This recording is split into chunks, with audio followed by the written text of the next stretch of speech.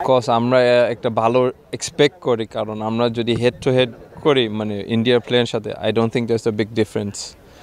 so আমরা expect করি একটা একটা পজিটিভ রেজাল্ট অবশ্যই আমরা 3 পয়েন্ট নিতে চাই আর হামসা নিয়ে মানে I think Hamsa will be the best player in this group